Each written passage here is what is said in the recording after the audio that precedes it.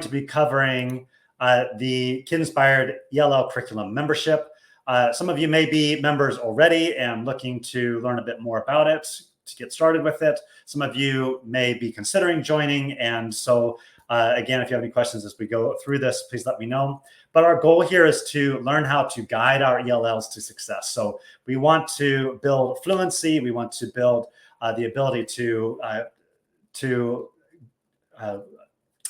get into the content of their regular gen ed classes, to be able to work with the language and the content, the topics of their gen ed classes. And so we're going to be talking about how we can make that happen throughout this webinar. Access, that was the word I was trying to think of, trying to access the content of their gen ed classes. All right, so our agenda today, we're going to do a quick introduction. We're going to talk about which resources to use. So how do you choose resources inside of the membership? There are a lot of resources in there. And I know that for some members, when they first join, it can feel a little overwhelming. And so we want to talk about how do we navigate the site and choose resources in there. Next, then we want to talk about how to teach the curriculum, the resources in the curriculum. We're going to hit up some of the main core pages, lesson content that will sort of anchor the lessons that you're teaching. And then we won't have time to go through everything. Otherwise, this would be a very long webinar. So I want to make sure that I keep to my time. So I will try to limit it to sort of some of the core things that I think will help anchor the lessons for you as you start working with these lessons with your students. And then we're going to talk a little bit about tracking progress, which is a question that has come up a number of times. And then we'll have some time for Q&A at the end. I will tell you a little bit about myself. I am originally from Ohio, but I spent a lot of years in Taipei, Taiwan. My wife and I owned a school there for around 12 years. And it was at that school where we were training teachers and designing curriculum and collaborating with those teachers and looking at student results that we developed the Kid-Inspired curriculum that you now find inside of the membership.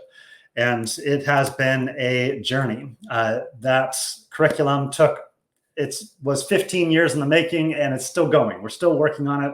We're still adding, still updating based on what teachers tell us that they need. And it was something that was designed in classrooms with actual students and teachers. It wasn't designed in some corporate office somewhere. And it was through year after year of using it and updating it and redesigning things, adapting things to make them more useful for the teachers and more engaging and effective for our students, that it is what it is today.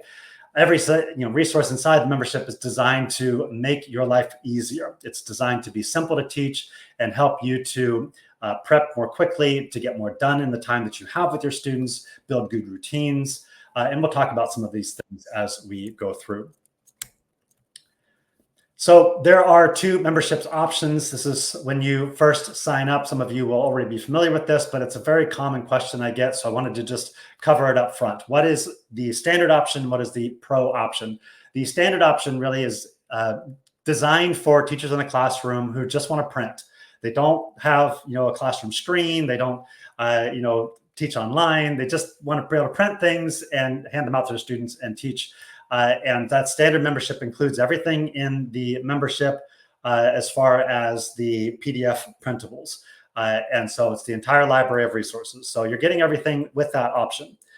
When you choose the pro option as opposed to the standard, you get everything from the standard. So everything that's in standard is included in pro. So it's just a step up from standard. And then you also get the PowerPoint files and you get hosted interactive slides, and those are geared towards if you have a classroom screen and you don't want to print as much, you can use those to project onto a screen, and then you're only printing certain pages that you want to hand out to your students, but you're not printing as much. And so it does save you on printing. If you're teaching online, there are hosted interactive slides there where there's lots of games and activities and interactive stuff on there that makes teaching online quite a bit of fun. You can also use them in a classroom. If you have a screen, you can have students play the games and or interact with content. You can also make it put it on a table for having your students going around the different tables and working on different activities. And so they could work on this game and then move on to the next table to work on something else. There are also new AI tools that we are creating, and those have gone into the pro level of the membership. There are some very basic ones available to standard members, but most of them are going to be in that pro membership because of the fact that it does cost money every time they're used. So if you're interested in getting resources created automatically by typing in a few things that you need or a topic that you need and having reading resources or practice tests, things like that, that's where those AI tools are. So those are the two membership options, and you'll see some of the differences as we go through. I'll try to point that out for you. So first, when you log in, when you sign up, you're going to have to navigate the site. And there's a lot in there. And so I know at first it can seem a little bit overwhelming, and sometimes teachers aren't sure where to find what they need. So let's talk a little bit about that quickly before we get into some of the other things that we want to talk about today. When you first log in, you come to a home page. That home page gives you the curriculum path. And you have two sort of main options when you are using the membership. You can follow the curriculum, level by level, units, lesson. You just follow it right in order. You just choose a level, jump in, start teaching, and you just follow the lessons in order. So that is the simplest and easiest step-by-step way of working through the content of the membership. And we'll talk in a minute about choosing a level and some of that. But you also have the option of just choosing your own path. So we have built into the membership a whole bunch of tools to allow you to sort and filter and search for exactly what you need. And then you can build your own curriculum out of what's available in there. And so you'll have this page here, which is a resource view. So this is the curriculum view. This is the resource view. And you can see along the side here that there are a whole wide variety of options to filter for what you need. And then those resources will show up here, and you can use those with your students. There are some other ways, which we'll talk about in just a second, but these are sort of the two main views of the membership. And you'll always see them up here at the top. So you have the curriculum view, which is this page here, and you have the resource view here, which allows you to just filter for what you want. And so those tend to be the two sort of main areas where people start when they first log in. On this curriculum view, this button here, this membership get organized, a lot of teachers miss it. And so I just wanted to point it out really fast. If you're logging in for the first time and you're not sure what to do, how to get started, this is the page to go to. You click here and you just kind of follow the page down, and it just sort of walks you through what to do. And so you'll find a lot of the resources that I'm going to talk about today, you'll find on this page just by clicking on this green button. Right next to it is the level chooser assistant, which we'll talk about. And then below that, you'll see that there are some filters here. So grade levels and proficiency.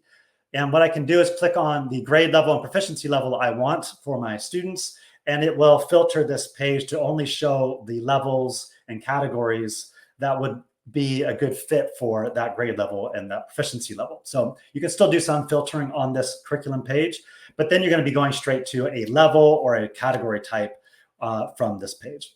When you click on resource view, you're going to see, again, this page here with all of the filters on it. And then you're filtering for specific lessons. So you're not getting levels on this page. You're not getting units or categories so much. You're getting specific lessons on a wide variety of topics. So if you just wanted a specific lesson on, how to teach the present tense, for instance, you would go here, you would choose your grade level, choose present tense, and you'd see the lessons pop up here, and then you just go through those lessons from here. And so that's kind of the two main views that you will have when you log in. Now, as far as navigation goes, there are some other areas that you can use to help navigate the site. At the top menu, you'll see levels here, and then all of the levels from the curriculum are listed here. So you can jump quickly to any level just from the top up here. So if you're working with your students through Lower Intermediate 2 and you want to just get to there really quickly, just go to the top menu and scroll down to here, and you will be able to click right over to it very quickly. You'll notice that down here we have grade 6 to 12 versions. For some of our levels, the lower levels in particular, we do have two different versions. There's a primary version and a secondary version. And of course, those grade 6 to 12 versions, they are geared towards older students who, there's a lot more photographs in there instead of the illustrations. It's a little less goofy and silly, and a little more, it's made for older students. The younger levels, the beginners 1 to 4 levels, for the primary, they're a little more goofy, silly. And that's because, obviously the difference in ages means that students are going to be interested in different kinds of things. They're going to find different things kind of funny. So we want the curriculum, the lessons to be engaging for a wide variety of students, no matter who you have. Because I know many of you have students who are at different grade levels and different proficiency levels. Some of you teach from elementary all the way up to high school. You got it all. And so it's all in there. And it may take a little bit of time to sort of get your bearings with it, but you'll find resources for all of your students across a wide range of grade and proficiency levels in here. All right, so also at the top menu, you'll see resources. This is more for the choose your own path. If you're looking to I just need some readers for my students, and y'all want to just work through, one reader after another with a particular student. I'm just going to give them a new one every day they come in. I'm going to give them one new reader. There's the fluency readers, the vocab themes. These are awesome for, if you're teaching through the curriculum and you want to add more vocabulary to a particular theme, you grab the vocab theme that can go with that unit, and then you can teach the extra vocabulary. You can use it for, when they're speaking, when they're brainstorming, when they're writing. You can say, use new words. Let's practice new words. Let's build your vocabulary. And you can actually make sort of a picture dictionary out of these as you work with them, and you put them into a folder for your students. They have a picture dictionary that they can take with them to their gen ed classes or other classes they might have to remind them, and then they can flip through it when they're looking for particular words that they've learned and want to use. Anchor charts on a variety of topics, graphic organizers, flashcards. There's so much in here. I will let you explore it. We don't have time to go through all of it today. I'll try to touch on some of these things as we go through. All right, so next, there's a search bar at the top here. You can type search items in there. Indexing is always an issue. So sometimes teachers will type something in there and they don't find what they're looking for. That doesn't necessarily mean it's not in the curriculum or in the membership. It just, sometimes it didn't get indexed with the word that you used. So you kind of have to, experiment with a few different words, or maybe a little more generic word, and see what you can come up with. Search is a hard thing for us to dial in. And so we're continuing to look at this and see what people search for and try to keep indexing things. And if you're searching for something, you can't find something, please just let me know. I can update the search, and I can also point you in the right direction. And you can also go filter for resources. That way is also a way to find things. All right, so next we going to talk about, I had 2 search slides in there. At the very bottom, so if you scroll down to the bottom of the membership, you'll see at the bottom, you have your browsing history. And the reason I bring this up is because sometimes teachers miss this.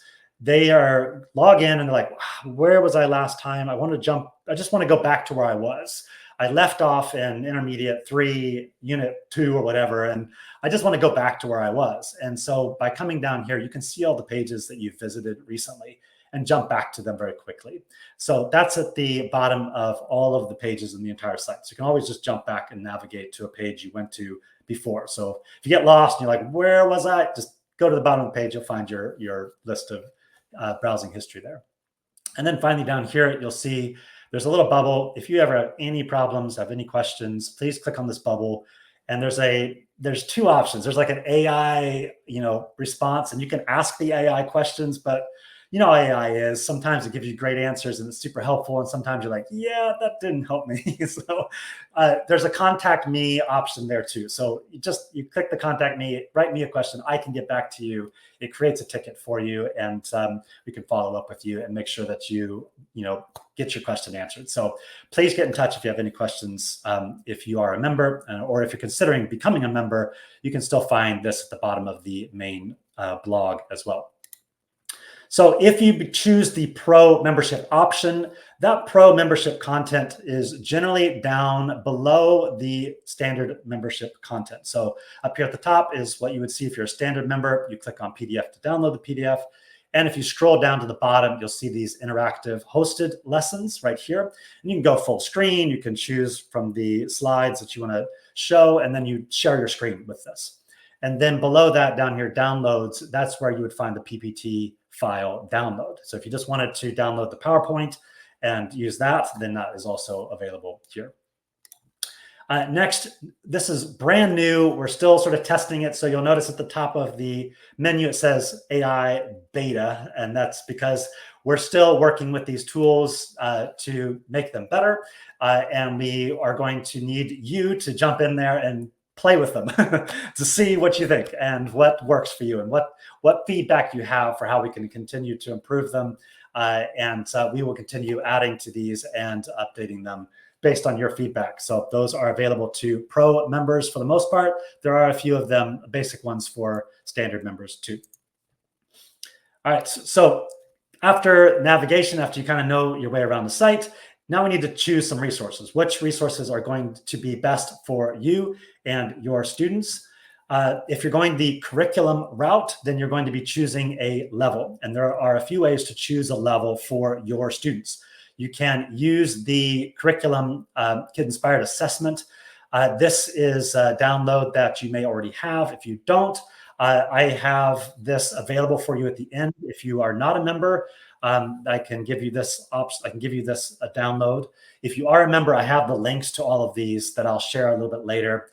But if you are a member and you're logged in, again, you can go to this membership, get organized, green button, and you'll find listed there these different resources for you. So it makes it easy to find these things. So you have this placement assessment. I won't go into detail about how to use this because I've done a whole training on that previously. And the video for it is available at the link I'll share later. So if you're wanting to know how to use it, there's a whole training available on it. If you're a member, you get access to the training. You also there's a mini course inside of the membership that walks you through how to use it as well.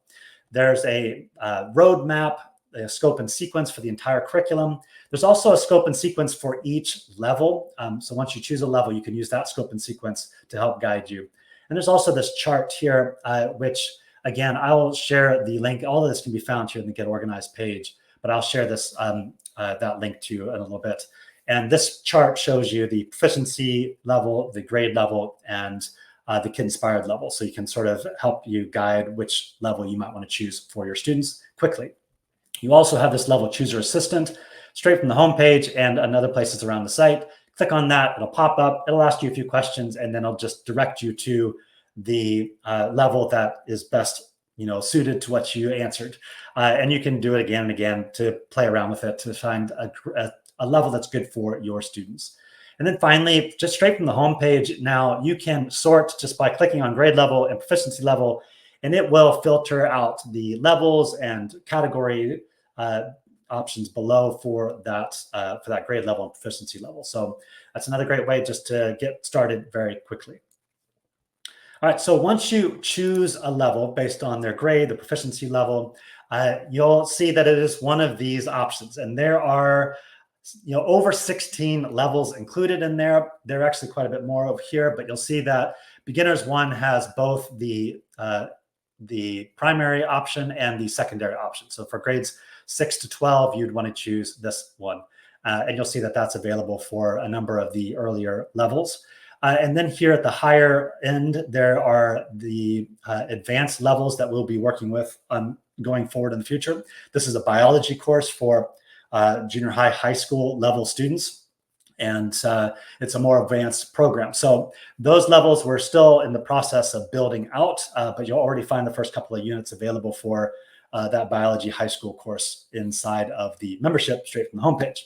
All right, so there are 16 plus levels. The proficiency levels go from beginners to lower intermediate to intermediate to upper intermediate and then advanced. And that maps, relatively the same as the WIDA levels or the ELPA 21 levels. They're all pretty similar in how they're organized and the kind of content that they're going to be teaching and expecting students to be able to do. I realize the names are a little bit different, but generally speaking, even though our curriculum wasn't designed for those programs, there's a lot of overlap between the different levels and the kinds of content that's included with them. All right, so once you choose a level, let's say you're jumping into, this is intermediate 3, I think, then you just go through the units in order and you go through the lessons in order. So it's very simple to follow along. Start with unit 1 and you would go to this first lesson here. You would start your students with that first lesson. And then you would go to lesson 2, lesson 3, 4, 5, 6, in order, working your way through the lessons. Now, the question that will often come up would be, if I have only 30 minutes, what do I do? If I have an hour, what do I do?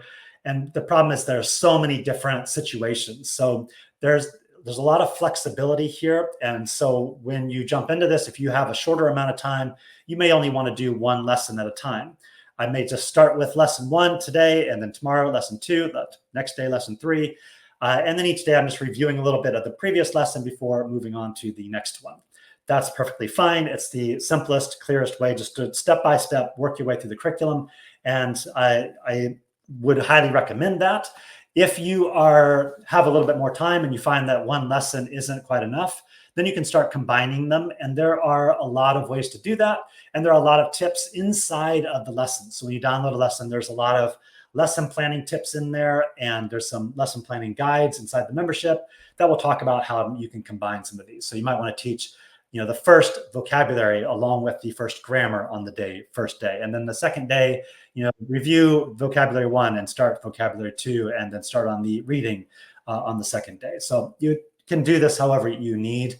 And when you are preparing for your lessons, you want to probably just go for this unit, just download all those lessons for that unit, print off what you need for yourself as a reference, and then start planning out your week with that as you're going forward.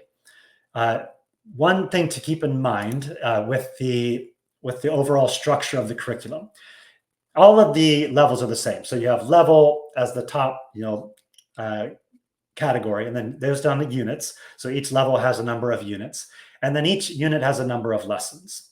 And the difference is that when you're at the lower levels, there are more units and there are fewer lessons per unit. And so you'll find that there's 15 units for beginners 1 all the way up to lower intermediate 3, and each one has 2, 3, 4 lessons in them.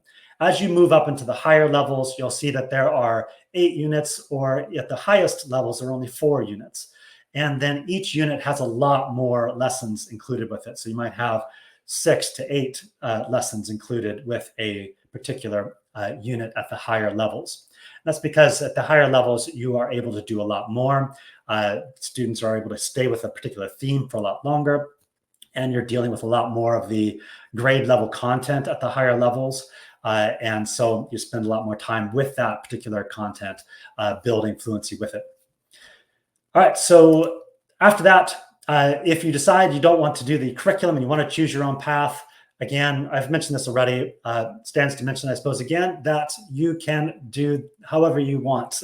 You do not have to follow the curriculum in order. You can filter, sort, you can search. At the bottom of the homepage, you'll find this area here where you can find specific grammar objectives, specific phonics objectives, reading objectives. There's anchor charts, graphic organizers, task cards, vocab themes. So if you're just supporting students with what they're learning in their gen ed classes, you can do that. If you are wanting to focus in very specifically on one thing, like I just want to focus on reading, you can do that. Whatever it is you think is best for your students, you know your students best and you know what they need best. And so you're the best one to make a decision about that. So we've tried to design the membership to make both options very easy for you. You can pick and choose as you need, or you can follow step by step. All right, so once you've chosen whether you want to follow the curriculum step by step, or you've picked just those specific lessons that you want for your students, let's talk about how to teach it. The lessons inside of the membership might be a little bit different than what you're used to. They are still going to cover what you would expect them to. So speaking, listening, reading, writing, phonics, vocabulary, grammar. Interest is a big one for me. I am a huge fan of making our lessons as engaging as possible. There's a lot of humor included with them, because when students are engaged, they learn faster. When they're having a good time, they learn faster. And I've said this before, and I know it's hard because some of you just don't have a lot of time and you're trying to meet certain objectives, and it's really, really hard for you. And so I don't want to downplay that at all. I know how hard it is. But the more fun that you make your lessons, the more engaging they are, the more that your students are enjoying what they're doing, the more they're going to remember. And so by making them fun, making lots of activities and games and things included with them, we're going to get a lot better results out of them. Our students are going to do better in their gen ed classes. They're going to do better on their tests. They're going to, test out of the ELL program more quickly. That interest is huge. And so you'll find throughout the curriculum that the activities are a huge part of it, creating activities that are engaging and effective. We'll talk a little bit about those in just a second, but it stands to mention these lessons will be covering the things you expect them to cover, but they may do it in a way that's a little bit different than you're used to. And so let's take a look at what that might be. Throughout the lessons, you'll find built-in scaffolds. You'll see goal differentiation. So if you have a class of students and you're teaching a particular topic, you can set different goals for different proficiency levels of students. You've got students who are brand new, then you're going to have a much easier goal for them. And students who are a little more along the way and a little more fluent, you can set a higher goal for them. That's built in. There's tiered organizers. So you'll have a graphic organizer for a reading lesson, for instance, and one of them will have a multiple choice circle the options, which really requires them only to read and understand. There's a second one that they don't have those options and they have to write them in on their own, which is more difficult. So you have these different tools included in there. There's sentence stems and frames that you can use with your students to help them organize how they want to say what they want to say. Writing samples they can use to analyze before they do their own writing. There's tons of visuals throughout the curriculum to help them get an idea of what things mean. And there's a lot of supplementary content throughout. So the vocabulary themes, the readers, the anchor charts, the task cards. There's a ton of other content included that you can use in addition to the curriculum as you're teaching it through it. You can use it to support students who are a little bit weaker and need a little more help. You can also use it to challenge students who are a little bit stronger. So let's say I've got a few strong students, they finish everything far more quickly than everybody else. They're done, and I'm trying to help a few of these other students who they need a lot more help, and these students are done. What do? There's a ton of stuff for them that I can have prepared on hand. All right, as soon as you're done, you can take one of these and get to work on that so that they're all busy all the time. Everybody's constantly got something to do that they're making most of the time, not just sitting around waiting, which can cause problems and lead to you running around like a chicken with your head cut off, trying to manage everybody at the same time. So all of that's built in. I just did a webinar recently on this topic, and I went through a lot of how to organize this in more detail. I'll cover some of this today, but if you're interested in that, I can share a link to that training also a little bit later. And it's also available on the YouTube Kid Inspired YouTube channel. If you are following that, you can find that over there too.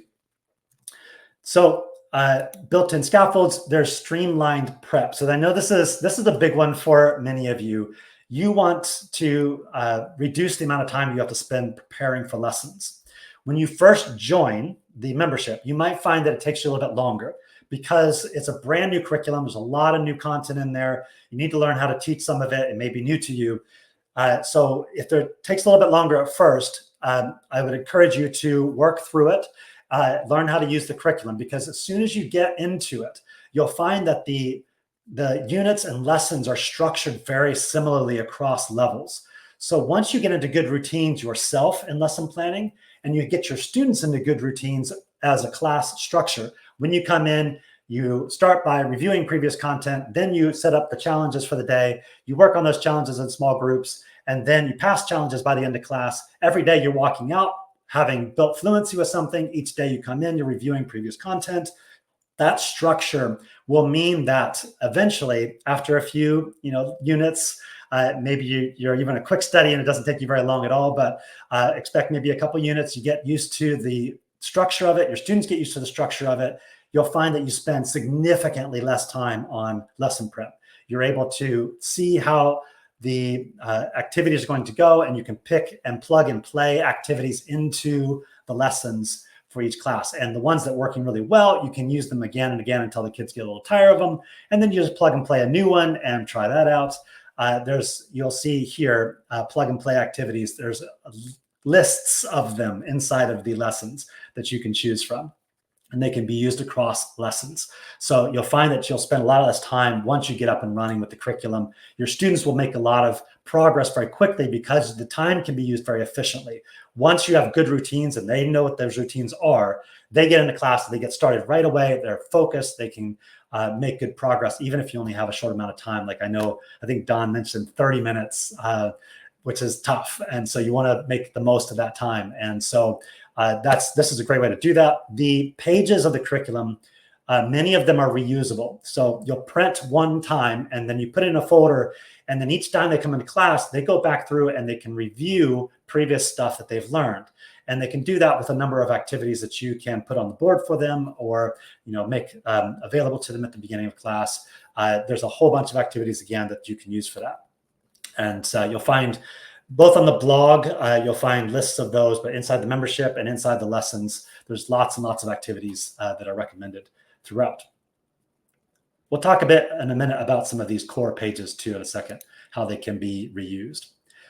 So just to sort of sum up very quickly, what goal setting is involved when you are using the Kid Inspire curriculum. I just spelled concrete wrong. Good job, me. So concrete goals, built-in concrete goals. There are, throughout the curriculum, you'll see that there are goals that are sort of built into the curriculum. And you can choose those, and they're very specific goals, like number of sentences per minute, number of sentences without mistakes, words per minute when you're reading, being able to answer questions about things. We want very concrete goals that students need to accomplish, and they show that they actually have learned the content by the end of a class. And so that's all built in. We want to make sure that each of the goals is sort of a challenge that students need to pass before the end of class. So when I talk about goals, those are the kind of goals I'm talking about. They're not the big goals of like, we want them to learn English. That's too wishy-washy. It's too huge. You're not going to be able to accomplish it in a single day. We want goals that mean today, what are we going to be able to accomplish? That's the kind of goals we want. Those are the kind of goals that are built into the curriculum. So phonics, for example, if you're doing the earlier beginners levels, they cover the entire phonics curriculum. And you'll see pages that look like this. There's a list of words here. Over here on the side is the phonics word families that you'll see, and then words that they can read. And there's some spelling words over here. You'll also notice up here, there are high school versions of this resource that you can use for your older students. And if this is a little too childish for you, we've got those older resources for you. When you get into the phonics curriculum, it does go from alphabet first. We want to build alphabet fluency, then to CVCs, short vowel words like cat and dog and big. And then on that, we're going to build consonant blends like BL and BR, brick, black, front, those consonant blends, and then finally long vowels. And so the curriculum works step by step through those stages of learning phonics. Each of the lessons will include a short list of words. The reason for this is that this is very manageable within a single class. Every student can get to the point where they're able to read this list on their own without help in a single lesson. So when they can do that, then you would sign or stamp here at the bottom. So I would practice as a class reading these words. I would sit them in pairs with another student. I like groups of 2 or 3. And then they would practice this with some sort of fun game. And then they're going to try to pass a challenge by coming up to you and reading this list to you, and you would sign off. Or if you have student helpers who have already passed it, then they can become someone students go to and read to, and then they can sign off on it. However you want to organize that for your classes. I know some of you have a big caseload and a lot of students in a single class. So the idea of getting around each of them one-on-one might be too much. So there are some ways of doing that. So some example goals: sound out the words without help, read the passage, spell passage wrong, in under a minute, highlight words in a text. So there in the lessons, you'll find a reading text that has the words, the phonics family, word family in it, including words that phonics words that they've learned previously that's related to what they're learning now. And so they can practice reading this, and then you can sign off on it. So that can be a goal as well. You can have them highlight the words in here that come from the phonics family they're learning. You can have them practice reading with a partner. Can they read it in under a minute? There's a lot of activities you can do with this, these pages. and they can be used again and again. So this page here, you can put it in a folder, and then every lesson they come back in, they can start by reviewing the phonics words families that they've learned already. They start the class that way every single class, and then they move on to a new phonics word family. The vocabulary that you'll find throughout the curriculum. In the lower levels, the vocabulary is included with the speaking and grammar lessons. As you get into higher levels, it's on its own. And that's because at the higher levels, there's going to be a lot more vocabulary and less grammar. At the lower levels, there's a little bit more grammar and a little bit less vocabulary. But again, there's those vocab themes you can use to supplement the vocabulary as needed. So with this page, a lot of teachers don't realize why it's designed like it is. And it's designed like it is through a ton of experimentation. This is what we have found to be the most helpful way. So at the top, there is a picture and a small definition. Sometimes it's just a picture if it's really clear on its own. At the bottom, you'll see the words for that, and they're not numbered. So when you first start teaching this, my favorite way is I will start with the first word, school bag, and I'll say school bag, and then I'll describe a school bag, and then they find it at the top and yell out the number. So I would say, I'll put it on my back, and I put my books in it, and they're like 4, and you're like, yes, write a 4 next to school bag. So they're, involved, they're engaged with you as you're teaching them these words, and it's very visual. Once they're done, they are going to practice saying these words without looking at the bottom. So you can actually fold the bottom of this page under so they cannot see the words. And then they can get with a partner and practice saying the words together. If they forget, that's okay. Fold it up, look at it. All right. And then fold it back under and then say it again. You can play a board game with this. They roll a dice and they move across the squares. They can roll 2 dice, and whoever, whatever that number is, they have to yell it out. So who can yell it out first? There's a lot of little fun games you can play with this. There's a bunch of them listed inside of the lessons that you can choose from. There's other options with this. You can identify all the images with you in the front. So if you fold it under and they come up to the front and they enter to identify all the words for you, then you can sign off on it. Or you just fold it up and then you choose a few just to check. Do they know them? Good, sign off on it, and then the next student. You can have them make sentences for 3 of the words. Choose 3 words, write 3 sentences for me, turn that in. That can be your concrete goal for the class. Create your own picture dictionary. So you're taking these and you're putting them into a folder, or they draw their own pictures and write their words. There are sheets for that inside the membership where it's just, you can create your own picture dictionary with those sheets. The speaking and grammar pages are set up similarly. You'll have the pictures at the top, and then you have sentence frames, stems at the bottom for them to use to guide them with how to make sentences for those pictures. And they can change those sentences however they want, but they have something to start with. So they would build some fluency with these pictures by looking at the pictures and making sentences about them with a very focused grammar, using a lot of the vocabulary that they have learned already. So just like Bloom's taxonomy, I'm blanking on the word, they're kind of moving step by step. They're working on building that knowledge, and then they're using it to put it together.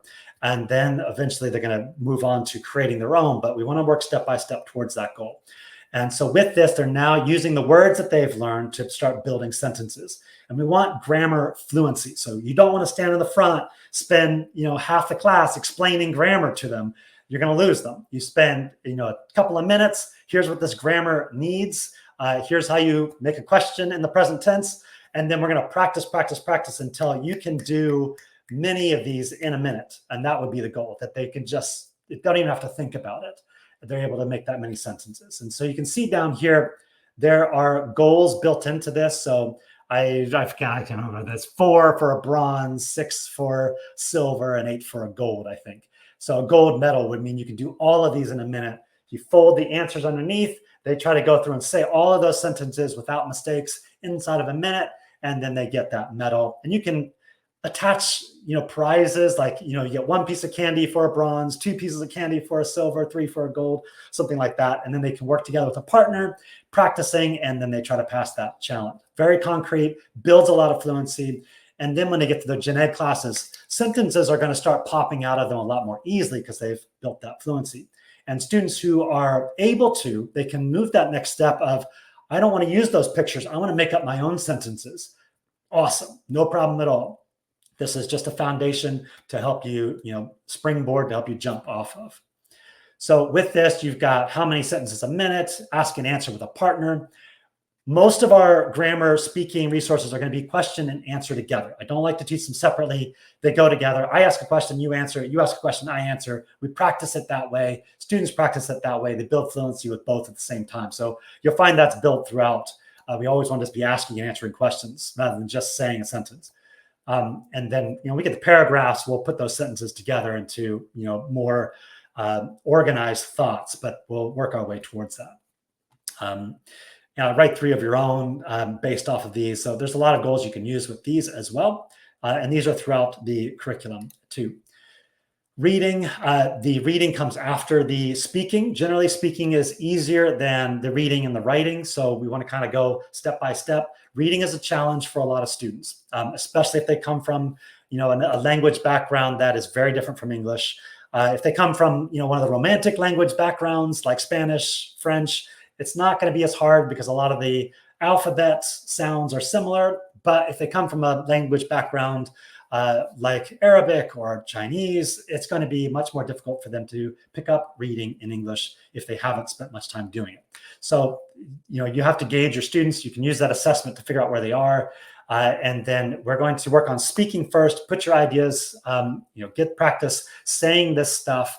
And then let's jump into some reading, which is also going to have the vocabulary and some of the grammar that we've been learning included in there. And then there are all kinds of challenges we can use with this. So there are graphic organizers like this one. This is a 5W and 1H graphic organizer. You can see this one is a scaffolded version that has multiple choice. So this is much easier. And then there's also a version included that does not have this. So if you give your students this, the one that's blank, and you realize some of them are struggling, then that's okay. Let me give you the scaffolded one. You can use this as a help, and we'll see if we can go and get better at it next time. So we're just providing them what we see them needing, and that's included in the curriculum. So you should have some of this stuff ready to go. Some example goals: you can annotate the text. You can do reading speed. So if you're working on, you want to differentiate, decoding and comprehension. I'm sure I'm speaking to the choir here, but we focus on decoding first. So we want the students to be able to read the words on the page. Reading them doesn't mean they necessarily understand them, but they can't understand them if they can't read them. So let's focus on reading it out first so that they're able to actually sound out the words and read a passage. And then let's focus on understanding it. So reading it, let's do work on the reading speed. How many words can you read a minute? Get that reading speed up so they're not thinking so hard about sounding out the words, and they have a little bit extra, brain resources to focus on the comprehension side.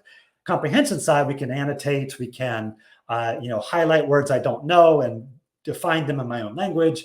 You can, draw little pictures, anything that you want to annotate it. And then finally, you can focus on, let's read it, and let's talk about comprehension. Let's talk about what this passage means. There are graphic organizers. Mad Libs is one of my favorite activities. If I have time later, stop me and I'll go through it. But I'm running low on time, so I'm just going to keep going here. Writing, you'll have built in. It's built on the vocabulary, speaking, and reading of the curriculum.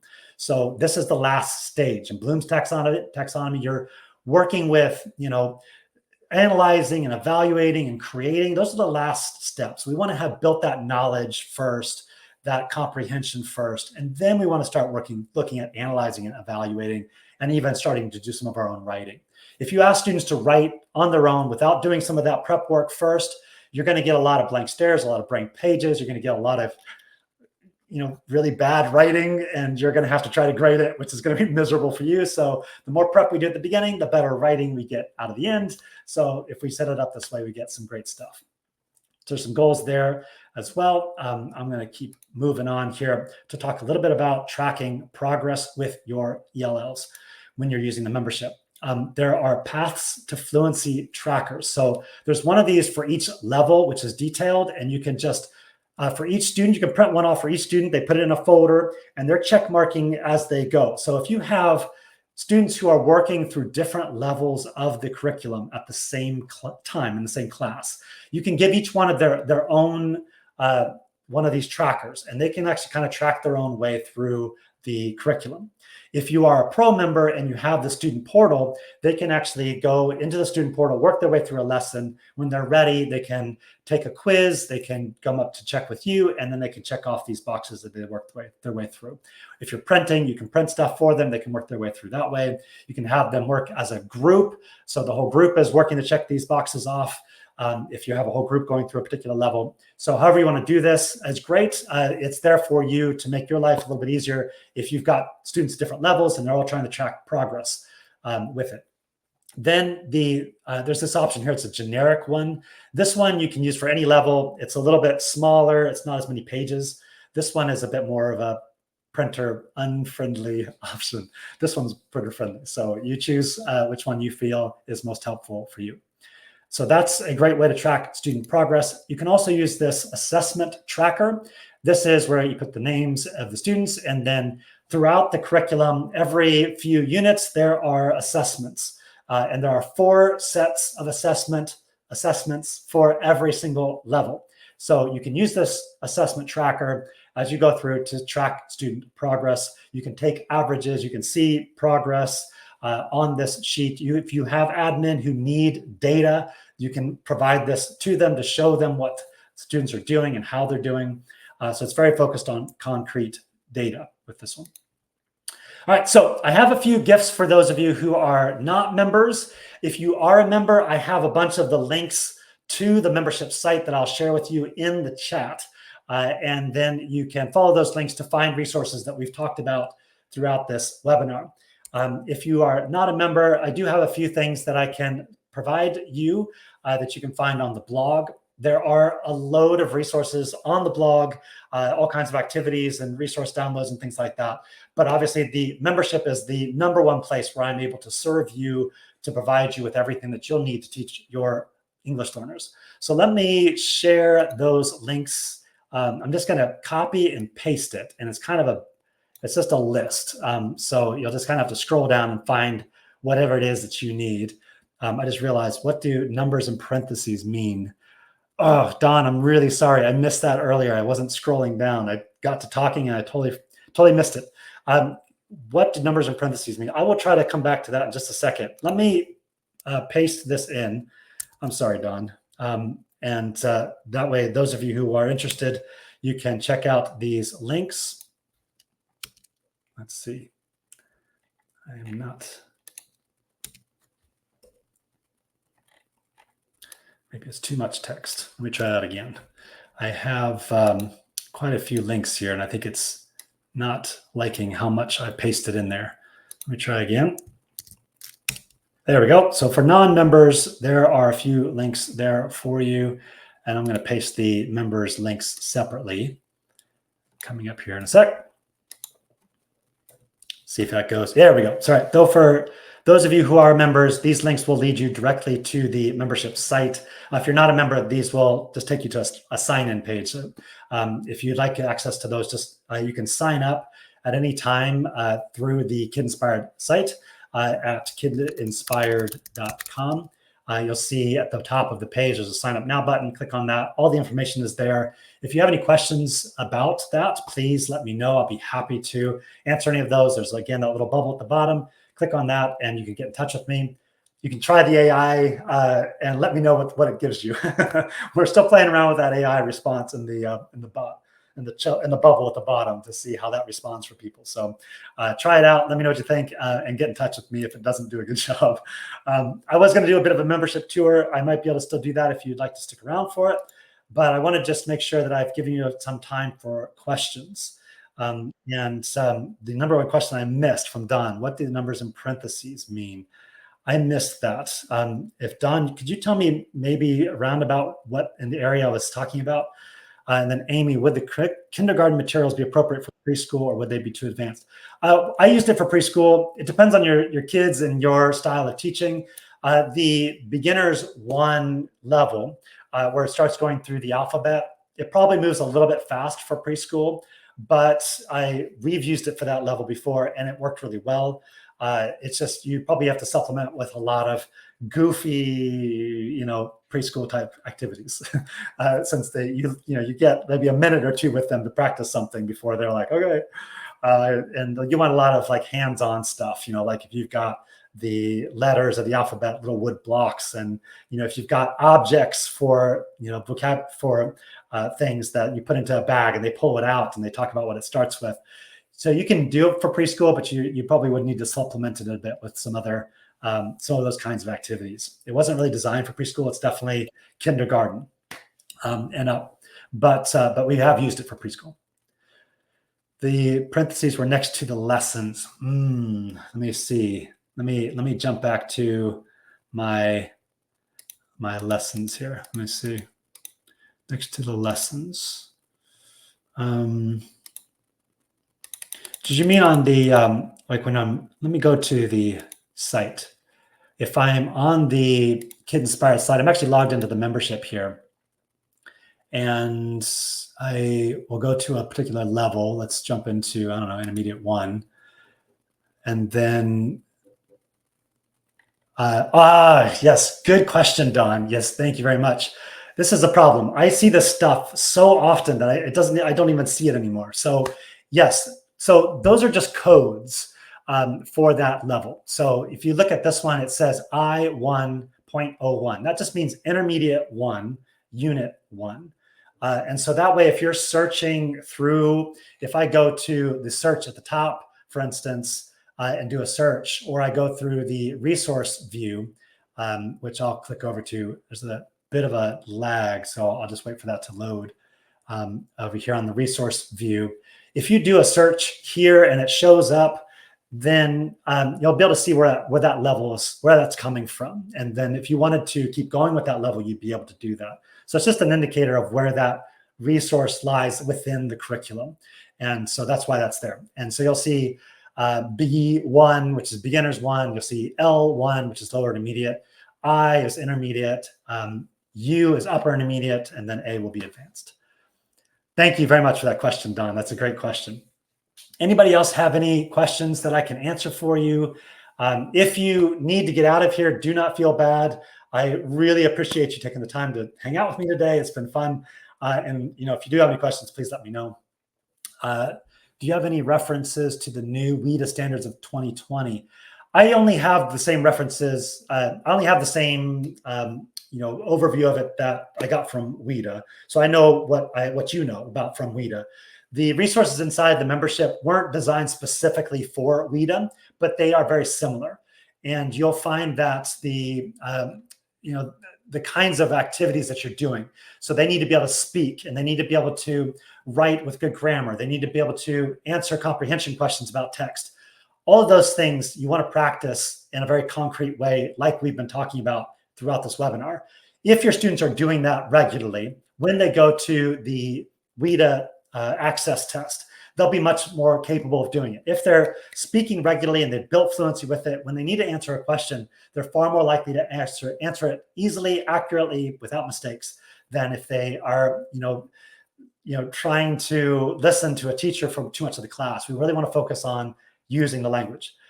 Don, the other thing that we have now, which we've created for this reason, are these. It's in the AI area it's for pro members, but you can create listening, speaking, reading, and writing practice tests that are like the state tests. So if you do like a listening test creator, for instance, these take just a second longer to load, but once you create it, it creates the listening test along with audio files.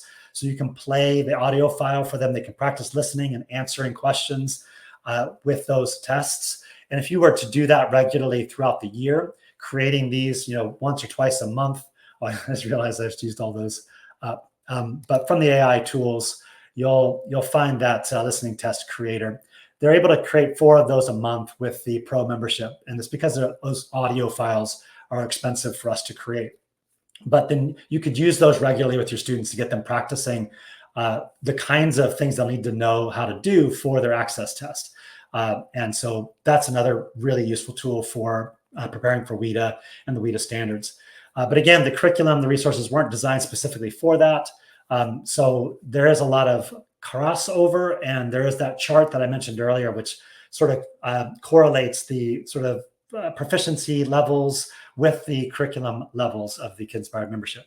And you can check out that chart to help you get an idea with that as well, what sort of WIDA levels correlate with which curriculum levels. Stacy, you're very welcome. You know, I know a lot of teachers pay out of pocket for resources, which is why we work really hard to keep this as inexpensive as possible. It's about as inexpensive as we can do it while still keeping the lights on. And so I hope that it isn't too expensive for you guys. But we do really try hard to keep the cost as low as absolutely possible for you. We do as much as we can ourselves to make that possible for you. So I am constantly working at improving all of these things and adding new materials for you. And if there's ever anything, if you do sign up and you find that there's something you need, please let me know. Happy to chat with you about that and look into ways we might be able to serve you with it. If there aren't any other questions, we can jump off for today. I will try to send out a replay of this for you if you wanted to follow up on anything we talked about. Yeah, if you have any other questions, you can email me at support@kidinspired.com, or you can go to the kidinspired.com website and you can click on the little bubble at the bottom to get in touch. Really enjoyed spending the time with you guys today. Take care of yourselves, and look forward to seeing you in the next one. Bye-bye.